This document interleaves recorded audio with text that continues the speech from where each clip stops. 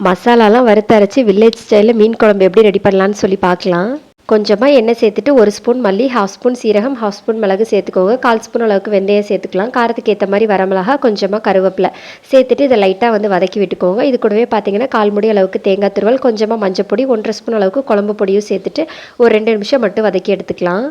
ஆறுனதுக்கப்புறமா mixer ஜாரில் மாற்றிட்டு 4 பல் பூண்டு, சின்ன துண்டு புளி தண்ணி சேர்த்து நல்லா நைஸாக அரைச்சி எடுத்து வச்சுக்கோங்க. நான் இன்றைக்கி மண்சட்டியில் தான் பண்ண போகிறேன். 2 ஸ்பூன் அளவுக்கு எண்ணெய் சேர்த்துட்டு கொஞ்சமாக வெந்தயம், கருவேப்பிலை, பச்சை மிளகா, ஒரு 10 சின்ன வெங்காயத்தை 1 2 கட் பண்ணி வச்சுருக்கேன். அதையும் உப்பு போட்டு வதக்கிட்டு கொஞ்சம் கண்ணாடி பதம் வந்ததுக்கப்புறமா ஒரு தக்காளியை சேர்த்து மிக்ஸ் பண்ணி எடுத்துக்கோங்க. வெங்காயம் தக்காளியெலாம் நல்லா வதங்கினதுக்கப்புறமா நம்ம அரைச்சி வச்சுருக்கிற பேஸ்ட்டு 1 கப் அளவுக்கு தண்ணி சேர்த்து மிக்ஸ் பண்ணி விட்டுக்கோங்க. கொதிச்சதுக்கப்புறமா நம்ம க்ளீன் பண்ணி வச்சுருக்கிற மீனை வந்துட்டு உள்ளாடி சேர்த்துக்கலாம்.